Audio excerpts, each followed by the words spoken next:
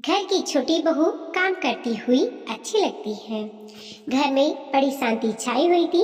किसी की भी हिम्मत नहीं हो रही थी उस शांति को तोड़ने की, क्योंकि घर की मालकिन ममता जी मुंह फुलाकर बैठी हुई थी। आखिर उनके स्वभाव से हर कोई परिचित था। जो शांति को तोड़ने की हिम्मत करता, उनका गुस्सा उसी पर पड़ता।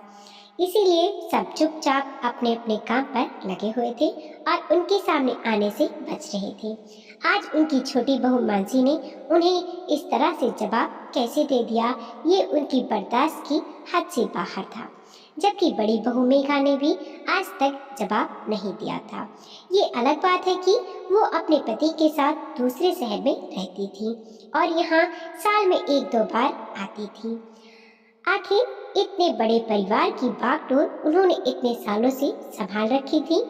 पति तो थे नहीं, काफी साल पहले उनकी मृत्यु हो गई थी, लेकिन अपने जाने से पहले वो अपने दोनों बेटों और एक बेटी की शादी कर गए थे। घर का बड़ा बेटा संजय और उसकी पत्नी मेघा और उनके दो बच्चे थे। नौकरी के कारण संजय अपने परिवार के साथ दूसरे शहर में रहता था। वहीं छोटा बेटा विजय और उसकी पत्नी मानसी ममता जी के साथ इसी शहर में रहते थे। उनके भी दो बच्चे थे। बेटी नैना का ससुराल भी यहीं पास में था। आज सभी लोग घर पर मौजूद थे। नैना अपने पति गौरव के साथ सुबह सुबह ही आ गई। बड़े भैया भाभी भी अपने बच्चों के साथ आए हुए थे। दरअसल मेघा और संजय की बेटी की सगाई 2 दिन बाद होनी थी। लड़के वाले इसी शहर के थे, तो सगाई का प्रोग्राम भी यहीं घर से होना था।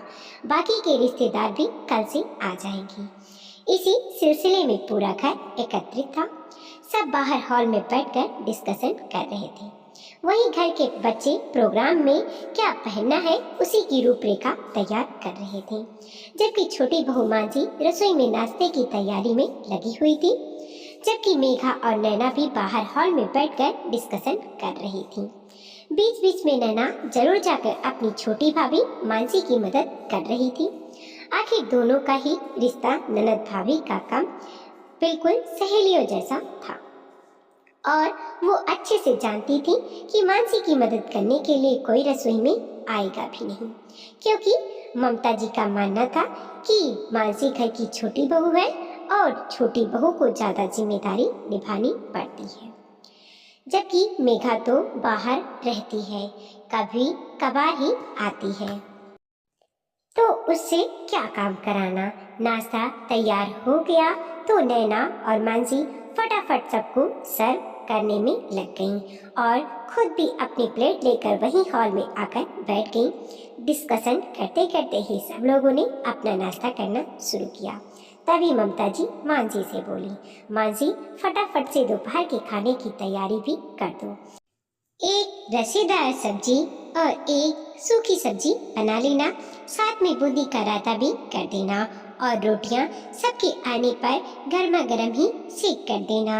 ऐसा ना हो कि रोटियां पहले से सेक कर रख दें और तुझे कोई दवा लेनी हो तो समय से ले लेना। कहीं ऐसा ना हो कि कल मेहमान आ जाएं और काम के समय ही तुम अपना पेट पकड़कर बैठ जाओ। वैसे भी तेरी माहवारी का कोई पता नहीं है, बिन बादल के कभी भी बरस पड़ती है। ममता जी ने सबके सामने ही ये बात कुछ ज्यादा ही जोर से कह दी।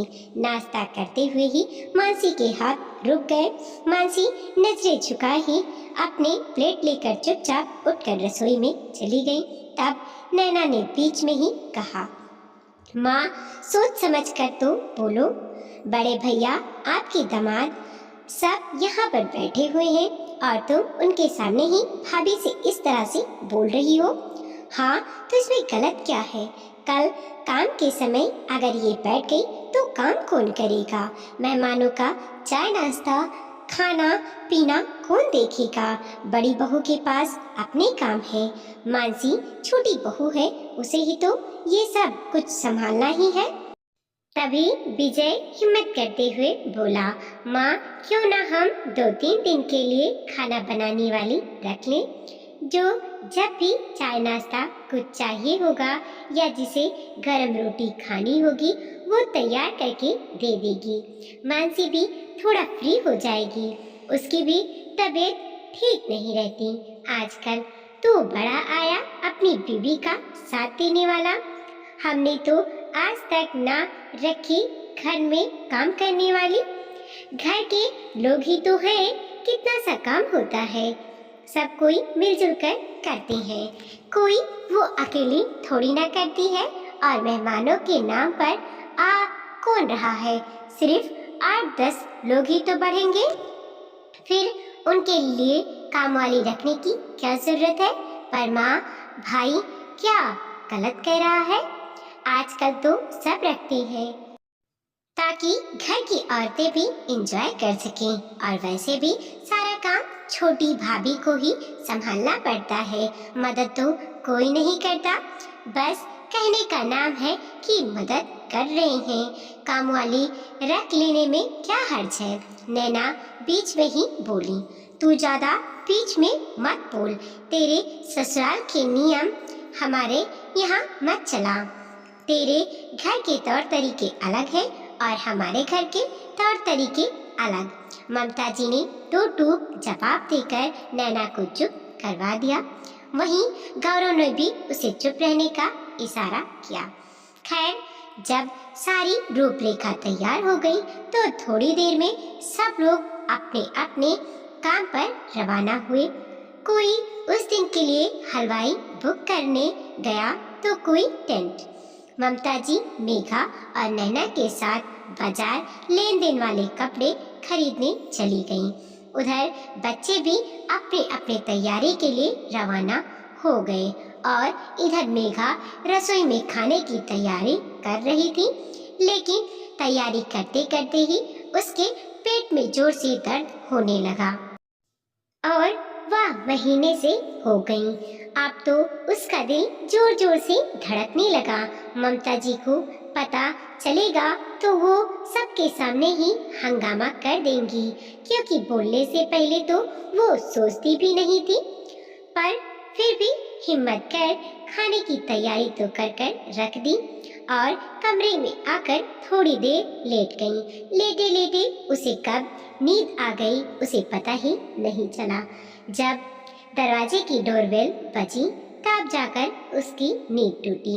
उठते ही उसने टाइम देखा तो 4 बज चुके थे। हड़बड़ा कर वह बिस्तर से उठी और दरवाजा खोलने के लिए भागी। दरवाजा खोला तो सामने ममता जी, मेघा और नैना खड़ी थी। बहू, इतनी देर कैसे लगी दरवाजा खोलने में? सो गई थी क्या? अरे घर में काम कितना है और तू जाकर सो गई।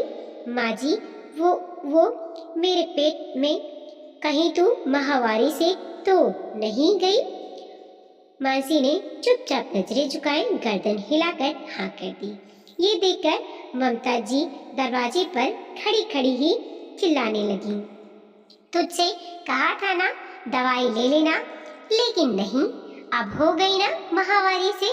अरे हम तो फिर भी खा लेते हैं ऐसे में तेरे हाथ का खाना, लेकिन जो रिश्तेदार आ रहे हैं उनके घर में तो 2-3 दिन का नियम है।